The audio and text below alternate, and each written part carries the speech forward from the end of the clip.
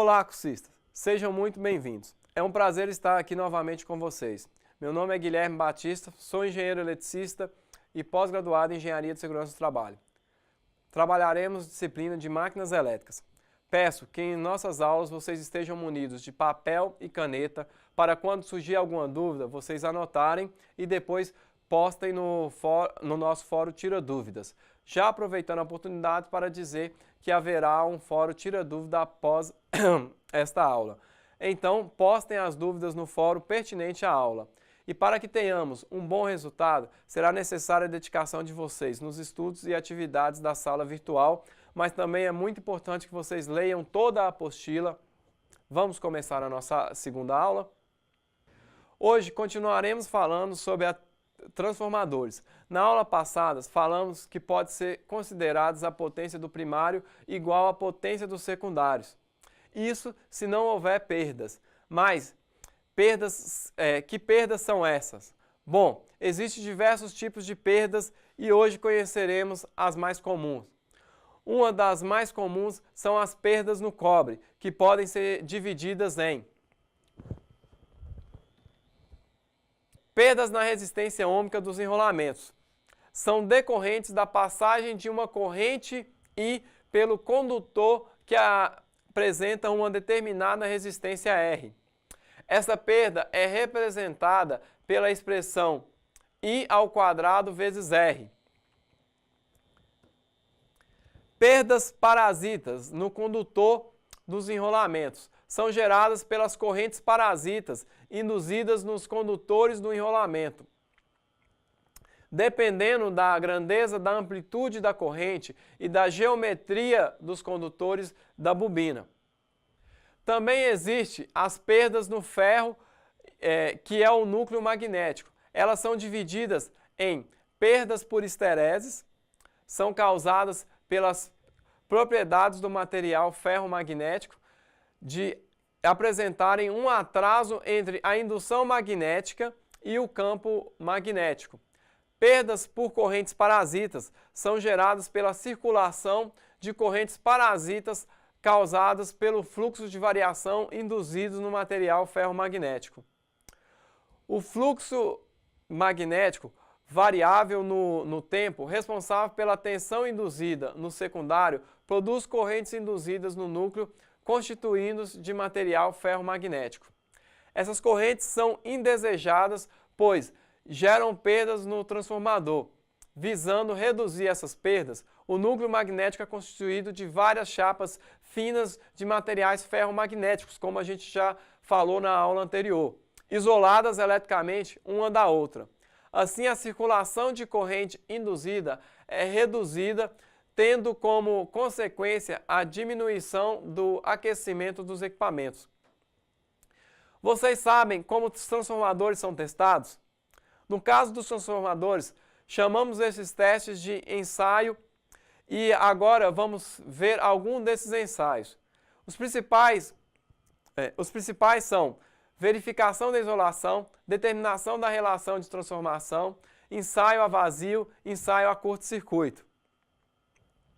Os instrumentos e equipamentos necessários são amperímetro, voltímetro, watímetro, megômetro e osciloscópio. Vamos ver os detalhes de cada um desses ensaios. Verificação de isolação. É realizado aplicando-se uma tensão contínua entre os enrolamentos e o núcleo ou entre enrolamentos diferentes. As correntes geradas nos materiais dielétricos, em consequência da aplicação dessa tensão, dão uma noção sobre as condições do sistema de isolação. A interpretação dessas condições é dada pelos valores obtidos pelo megômetro, que indica o valor da resistência de isolação em megaohms. Pode-se utilizar como referência as seguintes regras práticas: 1 kΩ por volt. O passo a passo para a realização do ensaio: primeiro, utilizando o megômetro, meça a resistência de isolação entre o primário e a carcaça. Depois, meça a resistência de isolação entre o secundário e a carcaça. Em seguida, meça a resistência de isolação entre o enrolamento do primário e o enrolamento do secundário. Por último, calcule o valor de isolação do transformador avaliado e compare com valores obtidos no ensaio. Os megômetros mais frequentemente utilizados para 1.000, 2.000 e 505.000 volts, no próximo ensaio é utilizado o voltímetro, que é a determinação da relação de transformação. A determinação da relação de transformação pode ser realizada pela leitura direta com o auxílio do voltímetro, das tensões do enrolamento primário e secundário. Para se determinar a relação de transformação, é feito o seguinte: primeiro identifica-se os rolamentos. Depois, impomos ao rolamento primário uma tensão reduzida e medimos com o auxílio de um voltímetro a tensão no secundário. Determina-se assim a relação de transformação. Simples, não é? Então, vamos para o próximo ensaio, o ensaio a vazio. Este ensaio permite obter os dados necessários para a determinação dos parâmetros do circuito equivalente do transformador e determinar as perdas no ferro. A obtenção destes parâmetros permite prever o comportamento do transformador em condições de carga, além das condições que caracterizam as condições normais de trabalho. Ele é feito com o secundário em aberto, ou seja, não está ligado nada no secundário. Por isso, o nome é ensaio a vazio. Então, liga-se no primário a sua tensão nominal. Podemos então deduzir que o transformador está realmente a vazio, pois não há carga conectada ao secundário. Como não há cargas no secundário, a corrente no secundário é nula e a corrente no primário é mínima, suficiente apenas para magnetizar o núcleo. Assim, concluímos que nesse ensaio determinamos parâmetros em relação ao núcleo e à magnetização, já que o fluxo magnético é proporcional à tensão aplicada. Estamos com a tensão nominal, então o fluxo é nominal. Para finalizar essa parte do ensaio, veremos agora o ensaio de curto-circuito. Este ensaio é feito com os terminais no secundário em curto-circuito, simulando uma carga máxima. Como o secundário está em curto, já saberemos que não pode-se aplicar a tensão nominal no primário, sobre o risco de queimar o transformador. Deste modo, variamos a tensão no primário de modo que seja estabelecida a corrente nominal do primário. Quando acontecer, também sabemos que pela relação de transformação, a corrente no secundário também estará próxima à sua nominal. Ambas as correntes são nominais, ou máximas em cada lado. Assim, a componente potência ativa será significativa agora. A tensão aplicada ao terminal primário não é o nominal, muito pelo contrário, é muito inferior. Então, o fluxo magnético será minimizado ao ponto de ser desprezível, pois ele é proporcional à tensão aplicada. É muito importante que a tensão no primário comece do zero, para evitar que o técnico comece a variar a partir de uma tensão que seja suficiente para provocar corrente acima da nominal, nos regulamentos do transformador. Essa parte de ensaios está finalizada, assim como os transformadores monofásicos. A partir de agora, falaremos sobre transformadores trifásicos.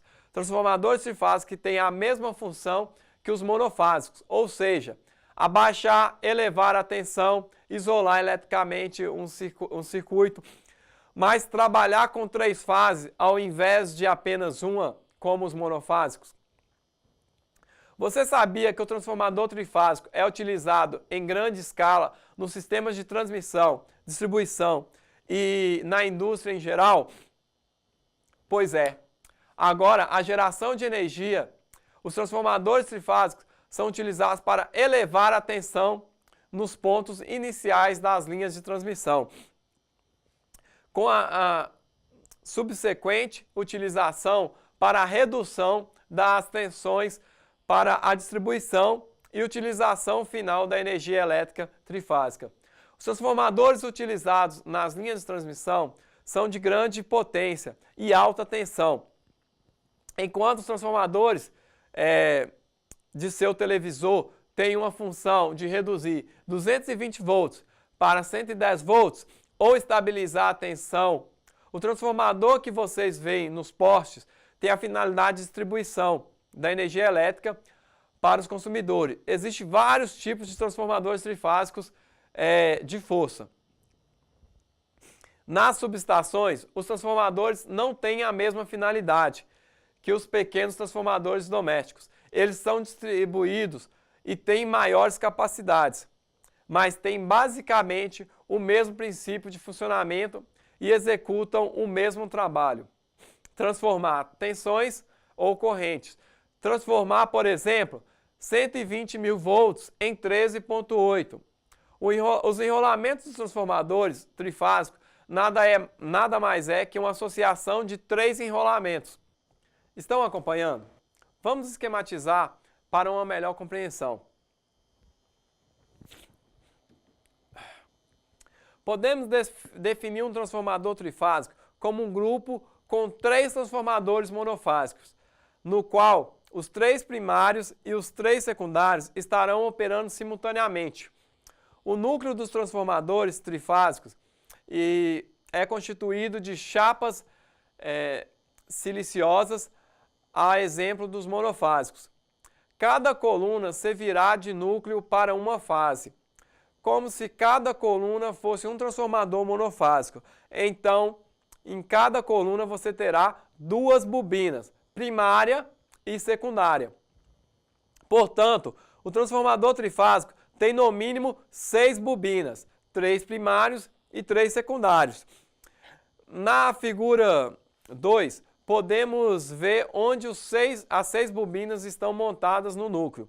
O conjunto é colocado em um recipiente próprio denominado tanque. Fora do tanque, existem 6 terminais, 3 para a entrada da rede trifásica e 3 para a saída. Note que do lado da tensão mais elevada, os terminais são próprios para alta tensão.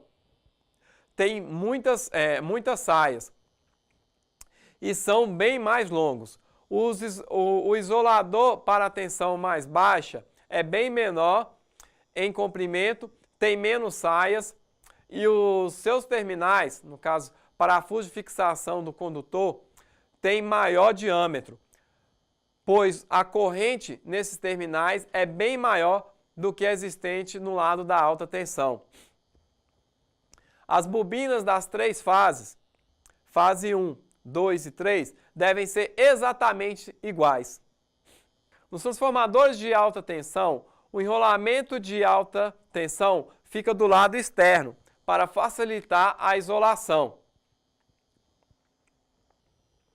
Apesar de seu princípio de funcionamento ser semelhante ao do transformador monofásico, o transformador trifásico tem algumas particularidades, entre elas.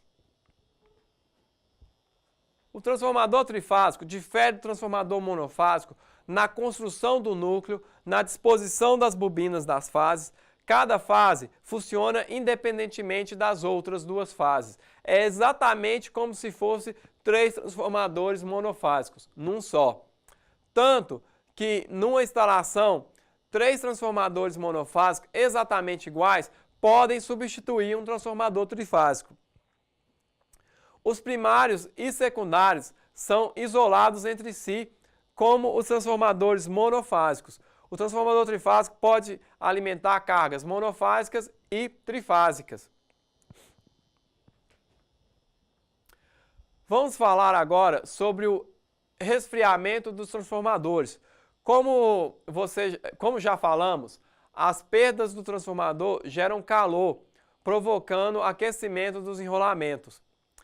Com a com o excesso de calor, o isolamento dos enrolamentos e também o isolamento entre as bobinas tendem a deteriorar-se, provocando um curto-circuito e queimando o transformador.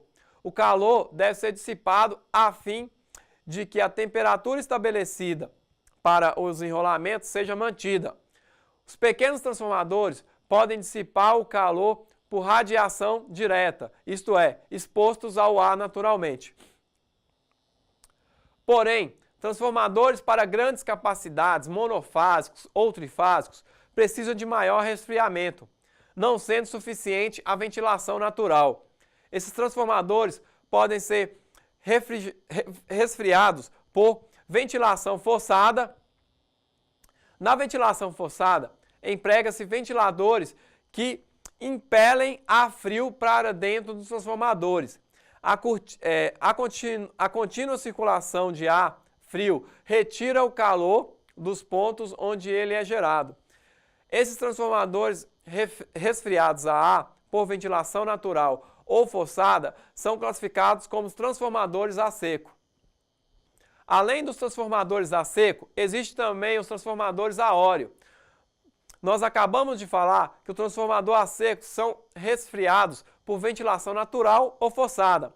Agora vamos examinar outra forma de resfriamento de transformadores. Trata-se da refrigeração a óleo. Transformadores a óleo têm suas bobinas e núcleos colocados num tanque cheio de óleo isolante. Circulando no tanque, o óleo retira o calor das bobinas e se aquece, precisando ser novamente resfriado. O óleo pode ser resfriado pelo ar, em movimento natural ou forçado por ventiladores. Pode também ser refrigerado pela água, como o uso de serpentina. O óleo mineral é mais usado por satisfazer os casos normais de instalação, além de ter preço reduzido. O uso do óleo ascarel, produto químico não inflamável, se restringe a casos especiais. Por ser isolante, o óleo do transformador deve ser verificado a cada 3 anos pelo menos. Essa inspeção só pode ser feita por pessoal especializado, porque até o simples contato com o óleo pode contaminá-lo. O tanque do transformador, além de ser um depósito de óleo, tem a característica de dissipar o calor transferido pelo meio líquido, no caso o óleo isolante. Os transformadores a óleo têm diversas formas de funcionamento. As mais comuns são: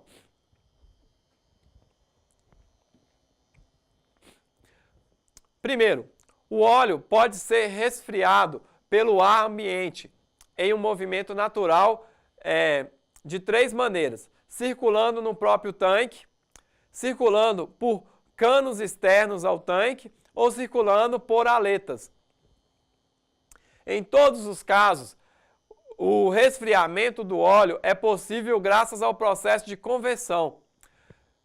Veja como ele ocorre num transformador de aletas. O óleo aquece, sobe e vai para as aletas.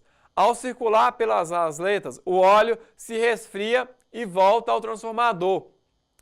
O óleo frio, mais pesado, força a entrada no transformador e vai resfriando as bobinas. E assim o processo recomeça.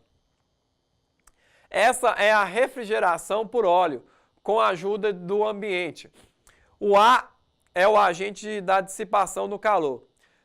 Segundo, os transformadores de aletas podem ter refrigeração forçada através do ar frio, que é impelido por ventiladores. O ar frio é movimentado entre as aletas, retirando o calor num processo contínuo. Terceiro, a refrigeração pode ser conseguida com o uso de água para dissipar o calor. A água retira o calor do óleo e o óleo retira o calor das bobinas do núcleo. Neste caso, a água é o agente dissipador do calor. O óleo é refrigerado pela circulação de água fria através de serpentinas de cobre, caso tubos imersos no óleo. As serpentinas são colocadas na parte superior interna do tanque. Neste caso, o óleo tem refrigeração forçada através da água. O calor do óleo passa para a água, onde é dissipado, porém a serpentina de água é interna ao transformador. Quarto, o mesmo processo é utilizado de outra forma. Neste caso, o óleo circula pela serpentina, passando por um processo de resfriamento toda vez que percorre os tubos de retorno ao reservatório. A água, por sua vez, numa atividade contínua, faz o resfriamento da serpentina, por onde circula o óleo. Trata-se de uma refrigeração forçada. A serpentina de óleo é externa ao transformador. Os tanques têm formas próprias para essa finalidade, ou seja, são providos de aletas ou tubulações, por onde circula o óleo. O peso de toda a estrutura dos enrolamentos, bobinas, núcleos e ainda isoladores é sustentado pelo tanque, principalmente quando se trata de transformadores que se montam em poste e são presos por ganchos. Construído com chapa reforçada, o acabamento dos tanques é cuidadoso, por ser responsável também pelo bom funcionamento. Os tipos variam, podem ser lisos ou rugados, de chapa ondulada. Esse tipo de tanque é normalmente utilizado em transformadores de média capacidade, onde o aquecimento das bobinas é menor. É necessário verificar o nível do óleo periodicamente para que não haja falta de óleo no transformador. Mas nunca abra um transformador para não contaminar seu óleo isolante. Entenderam? Bom, com isso encerramos os assuntos da nossa segunda videoaula. Espero que vocês tenham gostado e que tenham absorvido o máximo possível. Lembre-se de acessar a sala virtual, participar dos fóruns, postar suas dúvidas e não esqueçam dos estudos em casa. Leiam a apostila. Por enquanto é só. Bons estudos e até a próxima aula.